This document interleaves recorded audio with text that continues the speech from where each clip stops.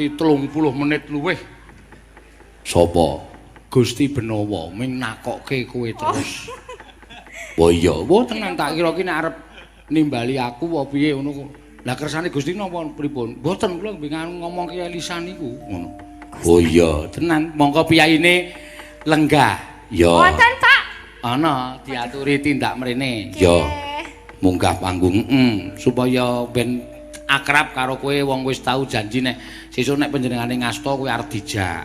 Oh nggih. Ngono ya Mak. Men akrab karo kowe panjenengane diaturi tindak panggung. Ya kaya ngapa Mak Gustine. Ya, monggo Gusti. Tutuk.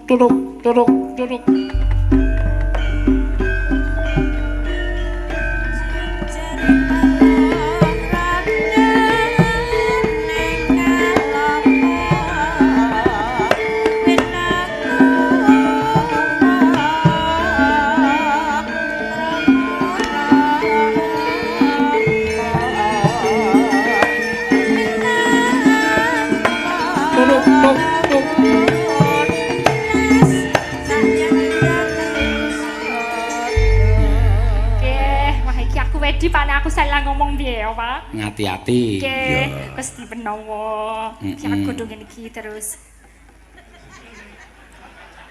Nggih, Gusti pangapunten nggih, kedah lepat kula nyuwun pangapunten. Rumangsa kula kaya wong ngimpi, Dik. Pripun? Weruh kula nek namung wonten YouTube, ternyata kula dalu niki saged pinanggih kalian Mbak Elisa Charles Alazzo. Hafal ya Gusti ini. Ya iya, luar biasa. Ternyata memang cantik, Dik. Nggih, pancen ya ayu bocahe, Pak. Ayu Ya, tenan. cantik ya Gusti. Nggih. Cantik gek urung duwe bojo. Terus sakniki umpamane wong ajeng ngepek bojo niki mikir-mikir kok, Dik. Kok mikir-mikir? Lah sakniki ra dadi pesinden kondang, dadi bintang tamu teng YouTube mawon pun wah merata saindenging donya. Nggih. Niki mboten mung ditonton teng wilayah mriki, Dik. Seluruh dunia bisa melihat ampun mulai kok donya di akhirat niku lho. Oh, nggih nyawang merun iki Elisa Koros Alonso niki. Berarti nek kula kon mati kon sedo, kok tekan akhirat barang niku. Mboten maksud iku para malaikat niku ngantek terkagum-kagum. Oh, nggih. Iya, melihat kepiawaian Elisa Koros Alonso ing ngatasnya. Nggih. Anda itu bukan orang Jawa. Nggih. Tapi ternyata nembang suaranya apik. Nggih. Dalang menika Pak Bupati. Beliau ini S1-nya kalau tidak salah lulusan dari ISI Ngayogyakarta atau jurusan pedalangan. Ya, pedalangan. S2-nya mengambil psikologi. Nggih. Psikologi itu jane jurusan apa to, Mbak? Ilmune ngelmu apa kuwi? Itu sebenarnya ilmu kejiwaan. Jadi memang sengaja Pak Seno ini ngajak aku kan Pak, karena ya beliau itu tiap hari itu stres gitu loh. Oh gitu. Kadang ngomong sendiri, dijawab sendiri, habis dijawab sendiri, nangis sendiri, ketawa sendiri. Jadi kadang-kadang ya itu harus ada. Padahal kalau orang ngomong sendiri, bicara sendiri, dimaksudi sendiri itu namanya orang apa? Wong edan Pak. Wong edan. Jadi ini yo ora pat yo edan, tapi ini piye yo? Pak. Piye? Ora apa-apa aku, ora masalah. Aku ki wis biasa tok unek ngono kuwi wis biasa. Iya, tok unek edan ya wis biasa, wis ora masalah. Sing penting kowe entuk duit. Ya. Yo, nih kalau nggak karena Pak Sono aku makan intip terus Pak. Aku dulu tuh di kos makannya ya cuman intip garing. Aku nih bagaikan cuman nasi kerak yang di PP lupa nggak dientas gitu loh. Tapi dientas sama Pak Seno ini akhirnya digoreng ya jadi kayak gini gitu loh. Luar biasa. Terima kasih kagem Pak Seno. Nggih. Itu teman saya, bapaknya Pak Seno. Bapaknya Pak Seno. Oh. Pak Superman. Pak Saya tak kowe iki nek ngomong bayar rada sing bener sithik. Pak Suparman. Pak Soya. Pak, wis tak omong itu ta. Superman karo Superman ki beda. Bedone ning endi? Beda, kowe tak omongi ngayal kok. Nek Superman ki le nganggo neng jaba, nek bapakku neng jero. Oh, mudeng aku karepe Mas Seno niku. Napa? Superman niku nek nganggo kathok jero, niku malah ning jaba. Iya. Nek Pak Suparman mungkin ning jero. Oh iya bener, cawet to maksudnya. Ya jelas masa dienggo ning ngarep ya isin no kudu ning jero. Nek Superman pancen wis terkenal wingi ning jaba nganggo abang cawete kae. Nggih Budis Gusti ya. Wis ora tau iso diatur kok cangkemmu ki wis mantep. Iya. Kula niku nggih gumun nih Mas Eno. Pripun? Kok iso ngerti nek cawete abang ini lho. Nggih. Nonton TV Pak Gusti. Pak Dalam- Gusti kula nonton TV kok. Kula yo desa tapi duwe TV, ora kitang 11 in rapopo. Tetep ngerti aku Superman ki jawete abang. Iya. Paham. Heeh. Saya melihat di YouTube kamu itu memang betul-betul seorang apa ya, pesinden yang cerdas. Saya bisa menilai cerdas karena setiap Anda itu ditanya oleh Pak Seno itu bisa menjawab dengan cepat dan tepat. Bahasa Inggris kamu juga is okay. It's okay. Luar biasa. Oh, Gusti aja mengakui lho. Aja sia-sia lho, Lho niki Pak. umpamane kula tes 6 kula rampungi niki. Maksudnya dirampungi? Niki kula sempurnake. Nggih. Disempurnake itu gimana maksudnya Gusti? Ya disempurnake iki rak saiki kowe iki isih perawan. Barawan. Masih gadis. Ya gadis. Masih sendiri. Sendiri, betul. Sempurnane wong urip kuwi yen wis duwe Bojo. Ah, ngono lho. Lah terus aku dibojo sapa, Pak? Lho, yen aku isih enom Wah. tak sempurnake, gandeng aku wis Nggih tuwa. Gusti nggih. Ning nek umpamane kowe nekat ngono aku ya tetep ora apa-apa.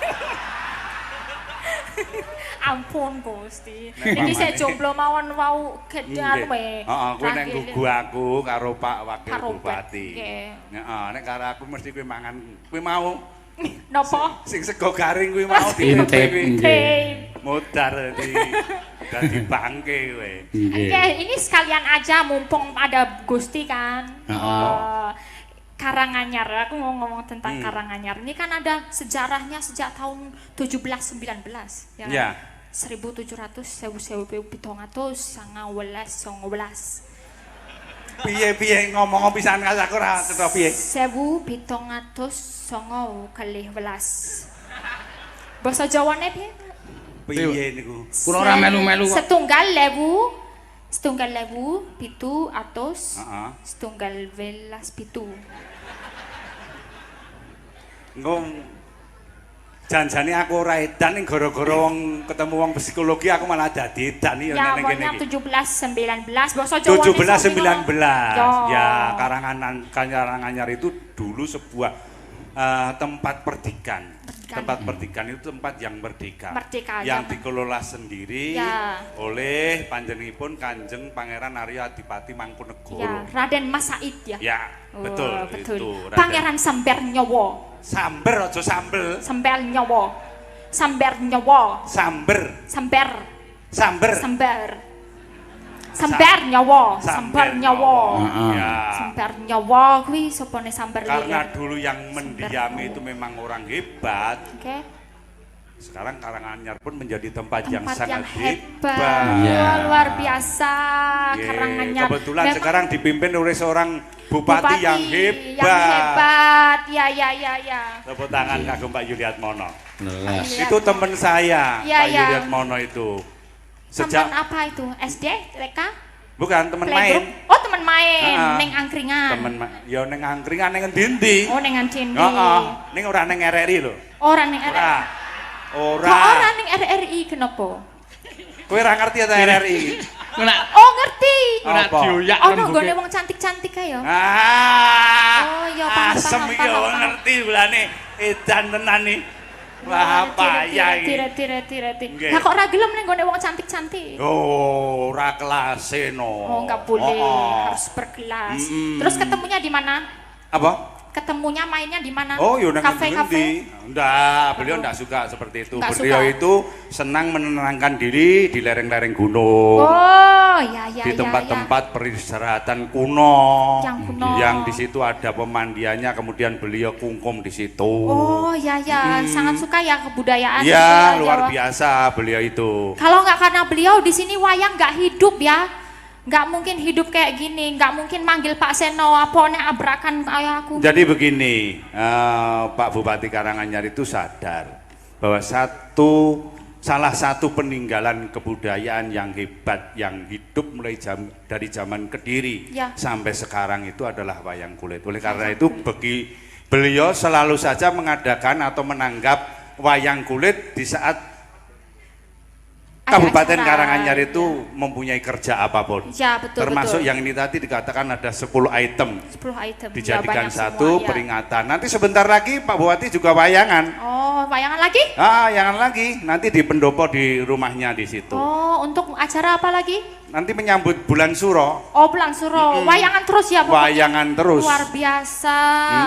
Ini juga, ini loh, aku lihat motonya Pak Bupati itu, tiada hari tanpa inovasi. Betul, Pak Itu Bupati. makanya bisa dipelajari ya, carpe diem istilahnya. Kita harus anggap kayak nggak ada hari esok. Hari ini harus inovasi, hari besok inovasi. Dan hari beliau besok itu inovasi. sangat merakyat. Ya, Jadi selalu datang ke rakyat-rakyatnya gitu, kebutuhannya, kemauannya Ya. apa selalu diadopsi oleh beliau. iya betul. Oleh karena itu beliau ya gampang lah mau jadi bupati. Ya. Nggih. Untuk Karanganyar sebagai ini ya, Kabupaten Industri Pertanian, Perdagangan dan Industri Pariwisata. maju pertanian luar biasa, pariwisata apalagi. Ya. Di sini itu ada tempat yang sudah sangat terkenal sejak lama yaitu Tawangmangu. Tawangmangu, betul. Tawangmangu itu tempat yang sangat indah dulu, hawanya dingin, Ya, tempatnya dingin, rapi. air jejun ya, Nggih. Pak. Sekarang tambah di Kemuning itu. Kemuning ya. Kue dolan rono. Oh iya ya, dianterin ya Pak Gusti, dianterin. Sorry Pak Seno ora melu lho Pak. Lah. Ini urusanku karo Gusti yo. Ojo ngambek, ojo Ora. jengkel. Ora, Oh wis iya kono, iya wis. iya. Wah, aku Nggih. ki kenggonan kowe iki jane kabotan. Iya. Kenapa kepotan? Kok kabutan pripun, Mas? Menawa kowe engko lendagel cocok karo Gusti Benawa terus terus payune ndi-ndi karo Gusti Benawa. Lho. Oh iya iya. Nggih mboten. Mboten apa-apa Nggih. Gusti, mboten apa-apa. Saya itu juga dalang Mbak Elisa. Oh dalang juga. nggih. Tetapi saya tidak selaris dalang-dalang hebat seperti Ya ini Pak semua Seno, dalang ada aku sampai seperti kemeringin. Mas Medot itu putranya Ya. Pak Mantep itu. Nggih. Ya. Yang pakai pakaian Jawa itu. Oh iya iya iya. Kuwi wayangannya luar biasa. Ini Mas Yoyo. Mas Yoyo, Ini iya Pak Yoyo ini Ya, sama ini istrinya aku ngefans banget ya. Dia istrinya sing ndi? Ini yang Oh iya, tempen dudu iki soalnya. apa iki sing kepiro Boten Gusti? nggih niki. Gen iki kok Jadi gini, kula aku nonton ketriyen. demok kowe ta. Enggak apa-apa, aku kecut Siti. Boten, dia itu dulu lama nggak punya anak. Oh Kemudian ya. sambat sama saya, tak saranke penjenengan ke sana Dek kalau Anda pengen punya anak. Ternyata bener, datang ke suatu tempat, periksa di situ, kemudian mengikuti apa yang menjadi perintah di situ, punya anak langsung kembar. Oh iya iya iya iya. Kembar langsung apa dampit toh Dek? Dampit. Oh dampit. Dampit. Dampit itu apa? Dampit itu apa? Kecepit. Dempit. Gak tahu aku. Dudu sempit. Cepit. Dampit. Dampit. Dampit itu apa? Dampit itu punya anak dua tapi laki sama perempuan. Oh ya, cowok cewek kembar. Ya Cowok ya. cewek kembar. Dampit sa. Itu dampit. Dampit. Oh, iya, Kalau kan. kembar itu perempuan-perempuan, laki-laki laki-laki. Laki. Oh ya sama jenis kelaminnya Nggih. beda. Ki jenis kelaminnya beda. Jenis kelaminnya piye? Lanang wedok. Nek lanang piye nek wedok piye? Nek lanang yo duwe kuwi, nek wedok duwe kuwi yo. Masa diterangke kabeh yo duwe. Iya, enggak usah Nggih, diterangke. nggih. Loh, lah. Ini ada sang maestro dalang. Iya, aku Itu juga yang ngefans sekali. membikin wayang diakui oleh UNESCO. Betul sekali. Menjadi karya agung budaya, agung budaya dunia. Itu salah satu perannya adalah beliau. Beliau Beliau itu direkam di Pak sini. Mantep Tepuk tangan. Sudarsono Direkam di sini, kemudian rekamannya dibawa ke Perancis. dibawa ke Di Prancis. sana diteliti. Ya toh. Di sana tidak percaya. Gak percaya. Masa ada orang bisa menyolahkan, menggerakkan wayang, menyolahkan wayang sebagus itu. Bawalah Pak Mantep ke sana. Ya, tak biayai. Dibiayai. Hmm. Pak Gusti biayai. Tak biayai 500.000, yang lainnya cari sendiri. Datang ke Perancis, di sana dia disuruh berdemo. Oh demo. Demo nganggo iki toa karo nyekeli iki Lakonnya rambutnya kalau di tidak, nganggo andok. Mangan ngono wong demo. edan kowe iki jan sesuk. Bukan. Artinya di sana mendemonstrasikan seperti apa yang direkam. Oh iya ya paham. Di sana terkagum-kagum beliau melakonkan kalau tidak salah Patine Dosa Muka. Patine Dosa Muka dalam waktu 5 menit 2 3 menit 2 detik. Oh my god, terus Dan kayak itu gimana itu kok bisa? bisa satu rangkaian Lagi cerita. sak suluk entek niku. Ya, sak suluk entek. Yo. Nah, oleh karena itu kemudian ditetapkanlah wayang sebagai karya agung budaya dunia. Tepuk tangan untuk Pak Menteri Sudarsono, ini memang luar biasa. Sekarang trendsetter akhirnya Perjalanan sekian tahun Pak Jokowi tanggap bahwa wayang adalah karya asli orang Jawa. Orang Jawa, tanggal ditetapkan Nggih, terusan ditetapkanlah. tanggal 7 November. Bener. Sesuk disisanke hari jadi Karanganyar tanggal 18 Nah, November. Ben iki- ngirit kaya iki 10 dadeke siji. Yogyakarta coba besok diusulkan sama Pak Seno bahwa di Jawa Tengah Pak Yuli, kemarin keputusan dari Bapak Gubernur bahwa tanggal 7 November akan serentak diadakan wayangan di seluruh Jawa Tengah. Luar biasa. Tanggal 7 November dan akan dibiayai oleh Gubernur. Wah, luar biasa. Semoga ACC ini ACC beneran ini. Ya bener Jadi- mosok. Oh, Saya nah, itu ini salah sih. satu pengurus di Pepadi, Pepadi. Jawa Tengah. Ya, Saya ya, sebagai ya. koordinator dalam seluruh wilayah Solo Raya. Oh ya ya ya. Gitu. Jadi bukan hoax ya, beneran ya. Bukan, Luar biasa. namun demikian kita jangan bersenang-senang Pak Yuli bahwa walaupun wayang sudah diakui oleh dunia sebagai karya agung budaya dunia, namun demikian ini masih dipantau terus oleh UNESCO. Iya, dipantau Nah, terus. dipantau oleh UNESCO seperti apa perkembangannya wayang yang ada di tanah Jawa dan di Indonesia ini. Kenapa wayang sampai dijadikan masterpiece? Itu karena mempunyai spesifikasi yang sangat luar biasa, Oh iya. yang tidak dimiliki oleh budaya-budaya yang lain. Iya iya. Dianggap itu masih murni, masih asli, dan masih membawa banyak hal yang ada di dalam situ. Ya, betul. Oleh karena itu kalau kita tidak berhati-hati sampai melenceng dari yang dinilai oleh UNESCO, UNESCO bisa mencabut lagi bahwa wayang itu sudah tidak diakui lagi menjadi karya agung budaya dunia. Oh, Makanya iya, para iya. dalang harus hati-hati. Harus hati-hati. Nggih. Kayak aku iki ngerusak ya Pak berarti ini. Apa? Aku iki ngerusak wayang berarti. Oh, enggak, bukan itunya. Ini kan intermezzo. Oh iya iya. Nah, iya. itu berdiri berarti sendiri. kita semua harus berjuang sampai ini benar-benar diakui ya. Iya, Semua betul. seniman, seniwati, wayang kulit harus berjuang. Nggih.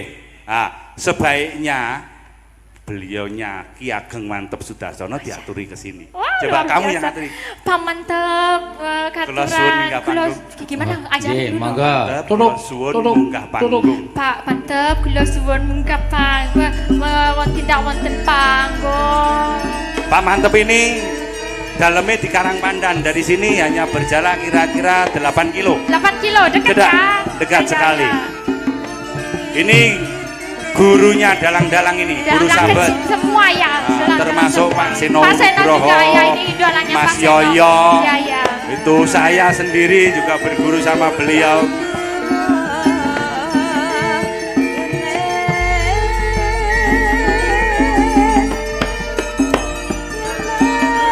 Pak Haji Mantep Sudarsono. Dorong nasi Ya, teh. aku ambil tiknya. Pak Mantep tengah. Pak Mantep tengah. Nah, Pak Mantep tengah neng kene. Kali mau Pak Mantep iki ngrasani kowe sah. Oh iya. Heeh, niku Cahayu niku Ngapunten, jenenge nggih. kaya ngoten niku jane candi. Namanya siapa, Mbak? Namanya Elisa Orsarus Alaso. Kita sama-sama Selasa lagi loh Pak Mantep. Hah? Kok tahu? Tahu, aku tahu. Aku Apa aku ngefans lahir juga. kowe jagong? Iya, jago. Enggak. Dibocori sama Pak Delang Seno.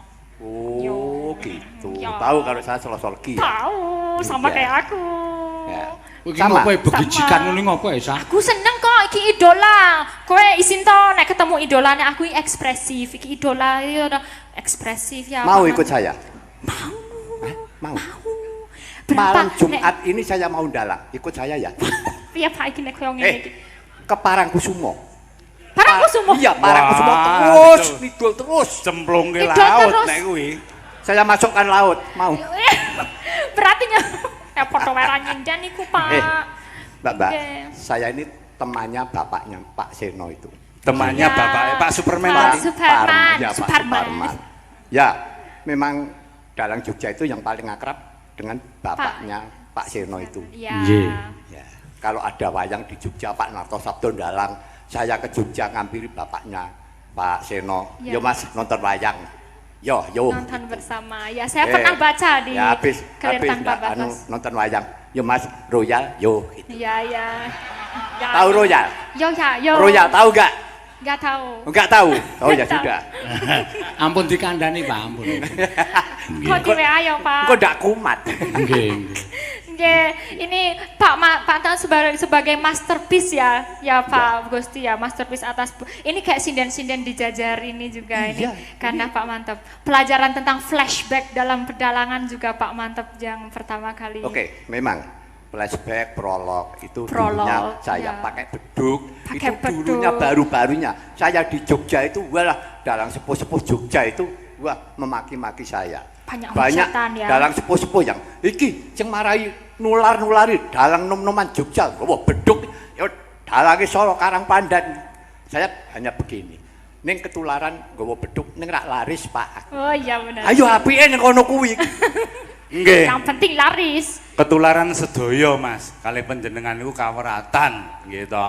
Malah enten idiom sing mengatakan bahwa dalang ki nek bojone siji ora iso laris. Abrek. Apa Pak Mantep bojone kata napa Gusti? Aja ngomong. Pak Mantep itu istrinya tetap satu. Tetap satu? Namun ke KUA itu 9 kali. Oh. Jadi petugas Oh, ya, paham. KUA-nya sampai kaget loh. Enggak apa-apa. Pak Mantep lagi. Ya enggak apa-apa, dalang idola ya Pak. Iya, enggak apa-apa. Iya ya, memang Istrinya yang baru saja selesai sama Pak Mantep. Ya. Hampir mirip seperti Ola. Kayak saya. Betul. Cantik banget. sinten. Alah kuwi sing Tegal kuwi. Oh, Iya. oke, meh mirip. Nggih mirip. Mirip saya. Iya, Berarti mirip. Piye sen? Kira-kira piye iki? Ampun, Pak. Hah? Ampun. Ora, malah nyendake umur. Nggih, pun boten sah, pun kula mawon. Maksudnya apa maksudnya? Ora ana maksud apa-apa. Niki Oh, niku cah mboten ndong kok. Iya, ya.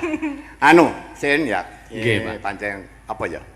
Aku seneng Karanganyar ki, Pak.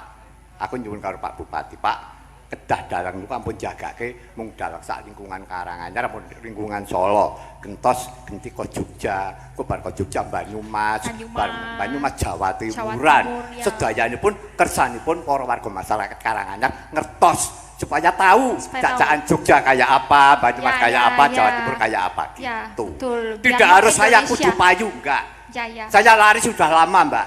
Wah, Saya udah lewat bosen masa dalang itu. ini. Ya, udah bosen. Bosen. Oh, Ning iya. nek aku ora dalang terus harus mbadok apa gitu loh. Oh, benar-benar ya. Iya. Ya. Pak Mantep itu Mbak Gimana, Elisa Gusti? walaupun sudah sepuh tapi jiwanya masih sangat muda. Sangat mudah. Usianya sudah 70 years. 70? 70 ya. 70 tahun. Oh, tak kira masih 23 ya. Coba ngomong kene tak antemane kene. Coba ngomong 23. Benar, tapi kekuatannya kalau beliau mendalang Oh, luar biasa. Sabetan. Wah, ini bisa dibuntir-buntir. Kekuatan fisiknya Ya. itu orang duwe sirian apa saja dimakan, loh, Mbak. Apa saja? Iya. Jadi sate kambing, sate anjing. Oh, sate anjing buat teding Mas. Lah semarahe ya sampeyan ngono kok. Ora dene sate anjing. Sate asu lu komplang lho sing apa sampeyan lho. Wow, Ya. kowe tak ceritani, Mbak. Saya itu kan berkawan sama Mas Mantep sudah lama. Suatu saat saya itu pergi ke Purwokerto sama beliau. Ya, Mobilnya mogok di jalan mogok. gara-gara panas. Bertiga itu tidak ada yang bawa HP saya, Mas Mantep, Pak Sayoko dari Klaten. Oh, terus gimana? Cari tempat telepon itu loh, umum Oh ya, telepon pakai umum koin di ya, pakai wartel. koin. Oh, di wartel. Cari di wartel. Komunikasi. Nah, kita jalan ke sana-sana, kemudian ada anak-anak kecil lagi main kelereng itu. Ya. Pak Mantep, Le, kene sing nggon wartel ngendi? Kowe nek nduduhi aku wartel, mengko tak duduhi swarga. Oh ya. Oh niki lho Pak, niki terus menggo ngiwa terus nengen sisik ngene kiwa dalan. Nah kok bocah niku njur mangsuli, halah wartel ora ngerti kok swarga. Ora penak cah iki ngomongin karo Mas Mantep. Aku ya pengen ngomong, oh pancen bocah ya asu aku. Aku ora mudeng, Pak. Hah? Ora mudeng aku. Wis aja tok rungokke nek muni asu mau aja tok rungok. Oh, iya. Aja mbok rungokke. Mboten nggih. Jangan didengarkan. Oh, Ya. asu itu apa toh? Hah? Asu itu apa? Kuwi kata-kata nek Asu ki ngunekke apik. wong. Itu lho. Oh, asu itu apa? Berarti aku asu. Nah, Loh. Cilaka iki Mas Mantep ya sing bae. Asu kuwi sono. Sono. Sono. Iki Sono. iki Sono Nugroho iki. kuwi Sena ya, Nyuk. Oh, betone. Wah, iki Sena, Iki ya kula anu kudu dipresake isik iki. Mas Eno. Pripun, Pak? Lek kula ngumpani masuk. Masuk. Masuk. Mboten napa-napa, Gusti. Edan lho. Pun kajenge Pak niku wis biasa ngonekke kula ngonten niku wis biasa. Jarene Sono apik baik. Nggih, Aku asu iki Sono Nugroho ne. Iya. Ya ya. Ayo kowe muni sono karo Pak Sena kowe ora mesti ra dijak wis sampe. Oh iya, mosok Pak ora dijak meneh aku. Oh, tak jak tetepan. Sampai hati. Dados Mbak Elisa, sono itu nama lain dari asu. Anjing, itu Oh nama anjing. Ah. Oh anjing. Oh itu Sono kirik. kirik. Oh kirik anake Sono. Oh ya ya ya. Sono. Enggak boleh kita Gak boleh Oh, itu nggak dilarang. boleh, dilarang. Yo dilarang. Iya. Oke. Ya. Kalau sedikit enggak apa-apa. Ya, Kalau- ngeten Tik, nggih. Dalem. Ya, Napa nggih? Awake dhewe cukup semanten. Sin, mayang Dik. Nggih, nggih. Ya. Tutuke. Nggih. Ngapa dadak anu ngrungokke gunemu karo Gusti Gunawa? Bedina wis krungu kene. Wis pokoke tak pujake mayang. Atur ngene kula ya ora entuk bayaran Dik kula nggih tak hidup mawon. Ngene iki ya ora cetha keterangane piye ya ora. Mboten Pak Seno. Dadi ngene. Nggih, Gusti. Yen panjenengan mayang rada cedak-cedak mriki tulung kula dikabari, Dik. Oh. Nggih, kula mboten ajeng ningali jenengan. Lah pripun? Ajeng ningali Mbak Elisa mawon. Nggih, kula pun weruh niku pun wah ati kula kapan ya aku iso nonton Mbak Elisa. Dilalah nalika panjenengan mayang tercedak omah kula. Nggih. Kula rak saniki teng Pengging. Oh, teng. Nggih, kula pindah ke Lah nek Solo wis dimoi karo RT-ne. Niku ternyata dalu niki berkat Pak Yuliatmono nanggap panjenengan wau kula telepon. Dalangi sinten Mas Wedot? Mas Eno. Saya neng, enten. Berangkat langsung kula sore-sore pun tekan mriki kok. Oh. Gara-gara niki mboten ningali jenengan. Sore-sore mah pun nyetiti senten bisa anu wis.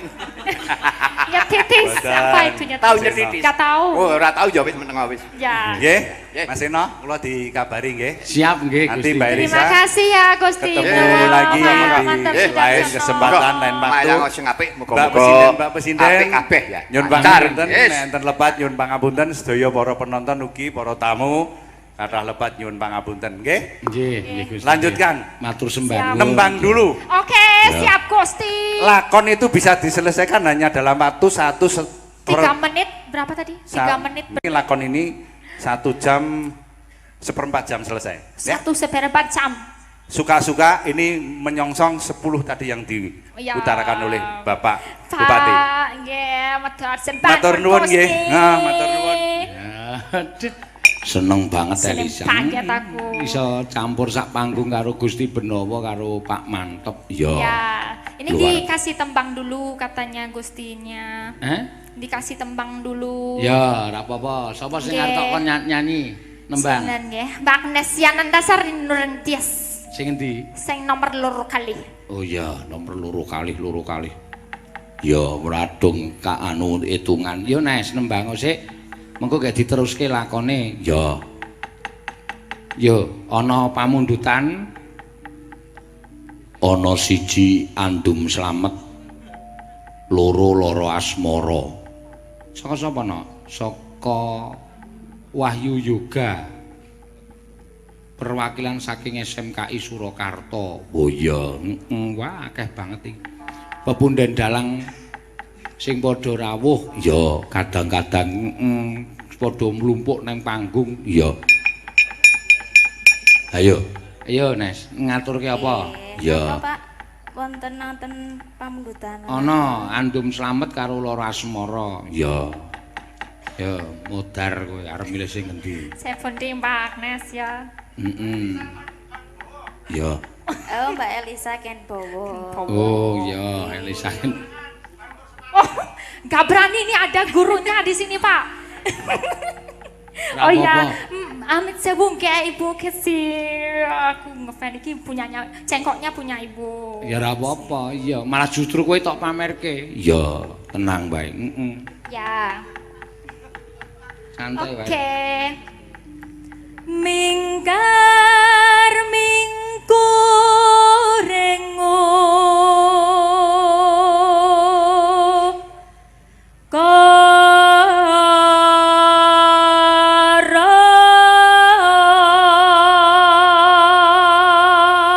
Ya. akarono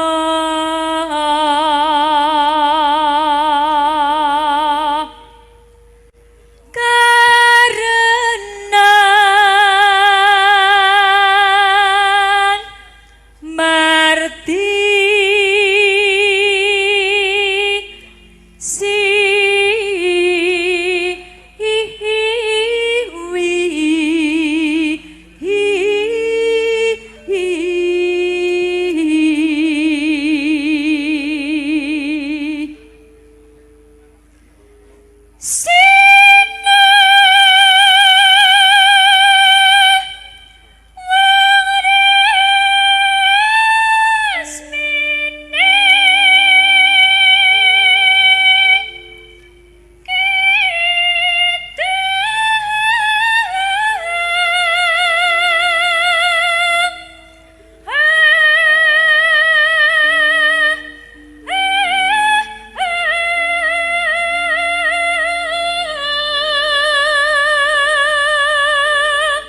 Wong Sulawesi cengkoke kaya ngono ya, Mak.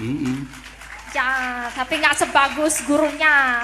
Wis biasa nek jeneng luwe-luwe nek luwe bangga ki taruna ngungkulana bapa tegese kowe nirokke ning luwe apik karo sing asli lho. Kuwi malah gurumu bangga. Oh iya, Ya, oke. gurumu sapa? Ibu Kesi ini cengkoknya Bu Kesi. Nek saya iki ning kene ya gurune Sena Nugroho. Ora, kowe iki sing tok tirokke cengkoke sapa? Bu Kesi Rahayu. Bu sapa? Sukesi Rahayu. Oh, Mbak Kesi. Ya, rasa wedi. Iya. Ya. Kuwi sadurunge dipek yoyok iki karo aku. Lho, Oh wis tau kele panjenengan. melu aku suwe banget Kesi iki takono Oh tak kira yo nikah e. Wis tau melu jadi sinden maksudnya. Kowe tandani kok. Dulu waktu kecil. SMKI. SMKI. Oh ya sejarahnya.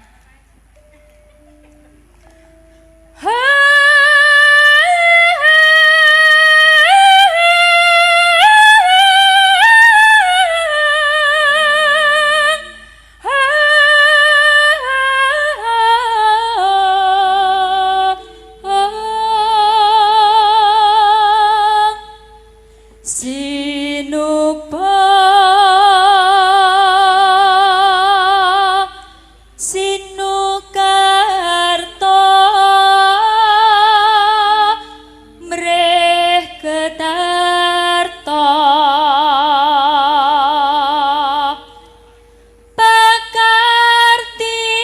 pakartine ngelmu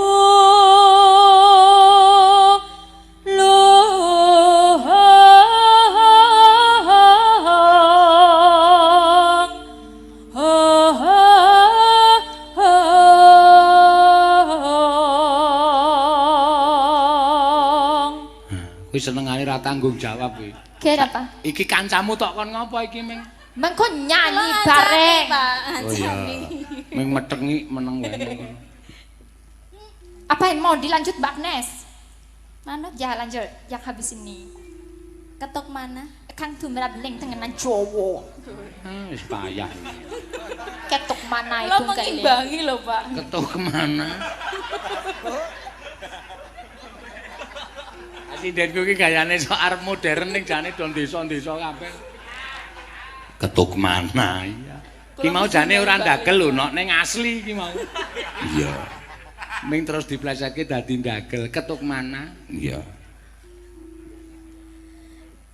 Kang tumrap neng tanah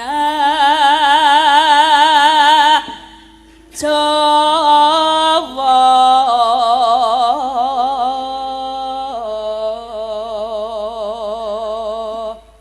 Ki mbiyen Agnes isih umur isih SD. Ya, Mbak Kesi. Nggih, sareng wonten Gresik nggih Pak nika. Heeh, nang Gresik bareng. Iya. Ayo, kedo modar kabeh apa piye? Sabar, sabar. Iki mau rebutan kue, aku, kue. Agama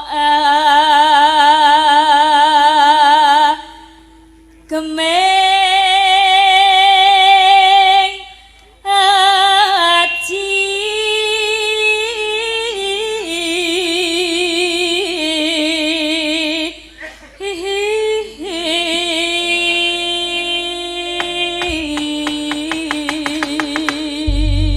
Ya, wah. Lumayan. Rada iso dipamerke. Ya.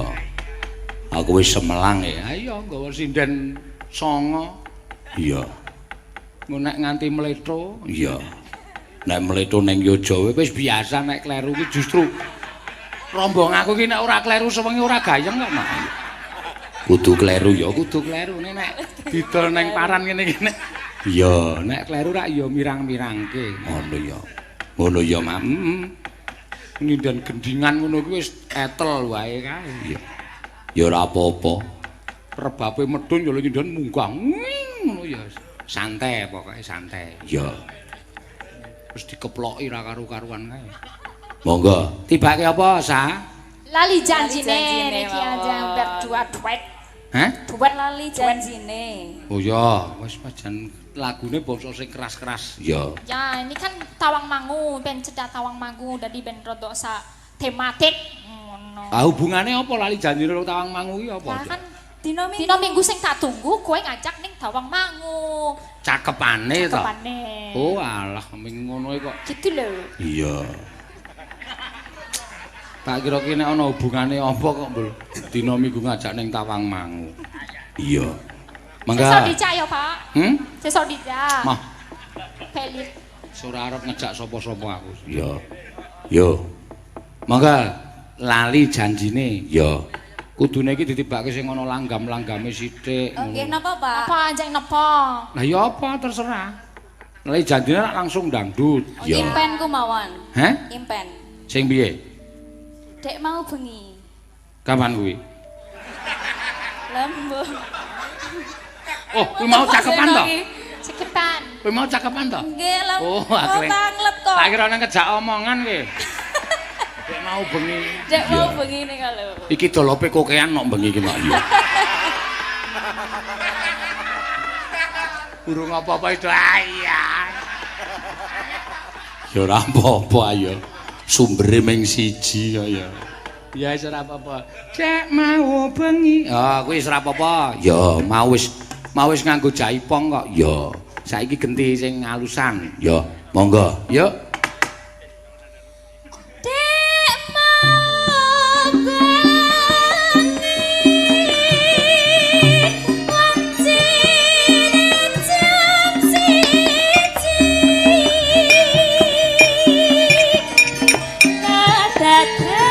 Kadang-kadang krungu wong natak hari.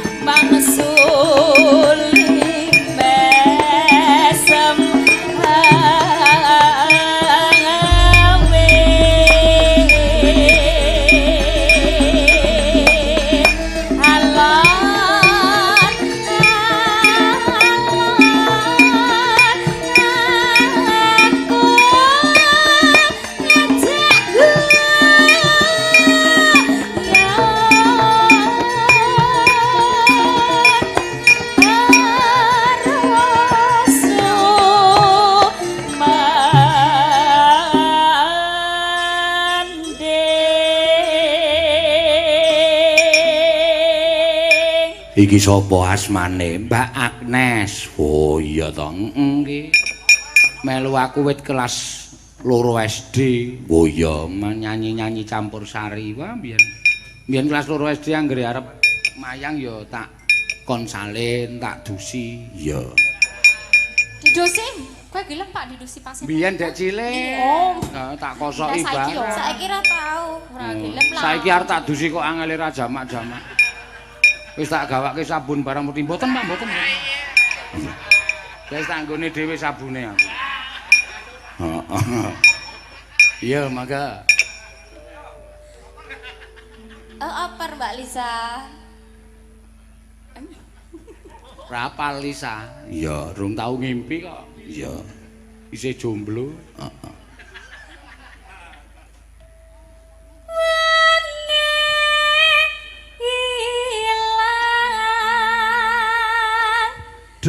Urung.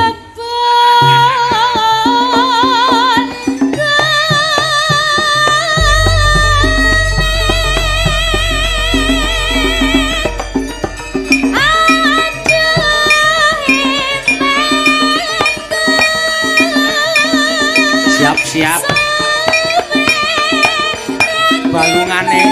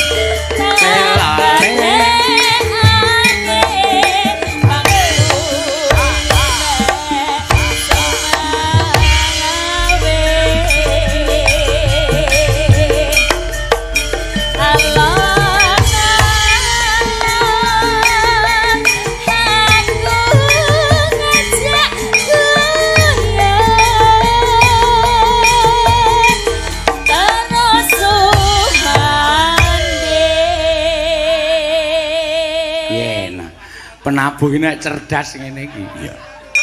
Iya. Ngono ya, Mas. Wah, kandhane. Iki nganu lho, urung latihan lho. Ngimpi di apa didadekke dangdut ngene iki. Iya. Sok saking tengene penabuh. Iya. Nek ora tak dadak ngene iki kaya ora gumiak. Iya. Neng neng nong neng nong. Yo teruske, Mbak Agnes yo.